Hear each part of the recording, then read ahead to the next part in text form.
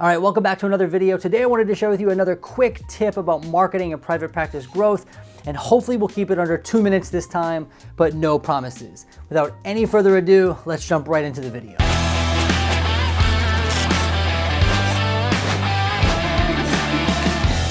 Let's put 2 minutes on the clock and hopefully we can stick to it. All right, so this has to do with Google Ads and high ticket marketing when it comes to private practice. Now I see a lot of therapists balking at the idea of Google Ads or paying for an ad service, right? Because oftentimes it's like thousands of dollars, or it's, at Google it's 60, 70, 80, 90, 100, limitless. You can pay as much as you want per day for an ad. But we all know that Google ads, Facebook ads, these kind of things are much more expensive than things like directory listings on Psychology Today, which is like 30 bucks a month, no matter how many clients you get, right? Or even Alma, it's 125 or something like that a month, no matter how many clients you get. So I see that therapists often hesitate when it comes to Google ads. And this is not a video about how to set up ads or anything like that. Maybe I'll make that in the future. But this is more so about how to think about it so that you don't write off this kind of advertising if it could really benefit your practice. Now, just to preface, Google ads are never a magic bullet, but they can be really helpful and they can really help your practice grow. And the way we need to think about this and whether or not it's worth it is through some data and a little bit of trial and error. Let me share with you the data part first. The number we really need to come up with is the average client value in your practice. And the way we want to do this is by creating a database of all the clients in our therapy practice.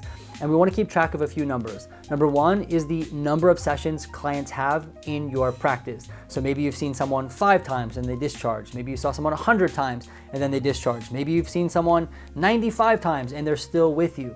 Nonetheless, you want to track how many times people are being seen, the number of sessions for each client. And then you want to track how much each session is worth. In other words, how much are you being paid for that session, whether it's being reimbursed from the insurance company or you're doing cash pay. With those two numbers, we're going to be able to come up with the average value that each client brings into the practice. So let's say on average, a client stays in our practice for 20 sessions and we are charging $100 per session.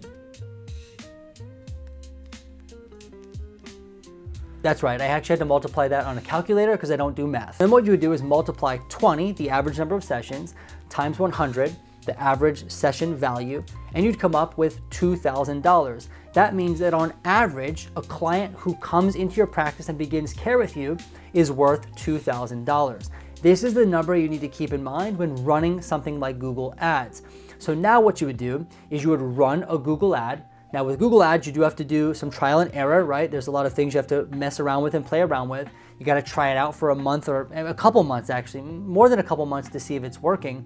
And what you want to do is you want to determine how much it's costing you to get one client from Google Ads.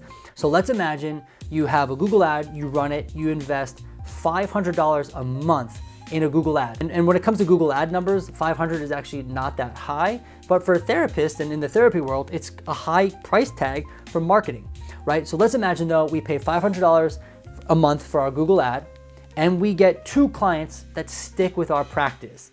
Essentially, those 2 clients are worth $4,000, right? $2,000 each based on our calculation. And we paid the $500 for the Google ads. That is a really good return on investment. Let's imagine your Google ad got 4 new clients, right? That is what, 2, 4, 6, $8,000 value for $500, right? Now it's not this simple. You don't just turn on Google ads and it works. But what I found is that when people do run Google ads, although it's expensive, the return on investment usually makes it worth it.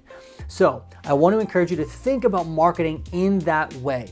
And it begins with creating that database. If you have not created the database yet, it's never too late. You can start now. It does take some work. Now you can keep track of this data in several ways. You can do something like an Excel spreadsheet, right? You can even do something like a CRM. I've used both. And right now I'm actually able to offer access to a HIPAA compliant CRM that you can have access to today. If you're interested in that, I'll leave my email down below. You can email me and I can tell you more about the details of this CRM, which is super powerful. It's not just a database, although you could use it for that. It's a whole marketing toolbox, which I'll talk about in another video. Anyway, I hope you found this helpful. I hope you learned something. And until next time, I look forward to seeing you in the next video.